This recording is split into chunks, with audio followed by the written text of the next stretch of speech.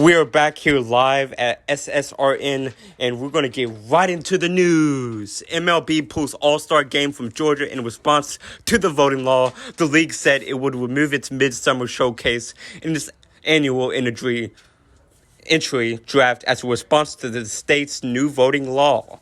Major League Baseball pulled its summer All-Star game out of suburban Atlanta on Friday, the first major rebuke to the new Republican-backed elections law in Georgia that particularly curtails voting access in the state's urban areas. The decision by the baseball commissioner, Rob Manfred, came after days of pressure from civil rights groups and the Major League Baseball Players Association.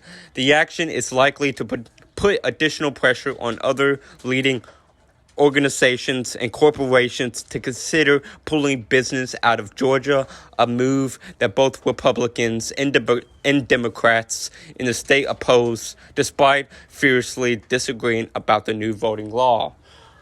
Baseball's decision comes as other states are moving closer to passing new laws that would further restrict voting in their states. In Texas, home to two professional baseball teams, the state Senate passed a law this week that would limit early voting hours, ban drive-through voting, add new restrictions to absent voting, and make it illegal for local election officials to mail absentee ballots applications to voters even if they qualify. In Florida, also home to two major league teams, the state legislature has introduced a bill that would severely limit drop boxes. Earlier this week, President Biden joined a growing call for the relocation of the game because of the new voting law that he and civil rights groups predicted would have an outsized impact on people of color.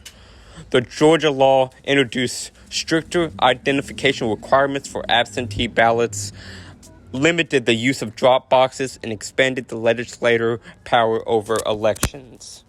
And that is the latest news. We will tune in for another news episode when we get the news.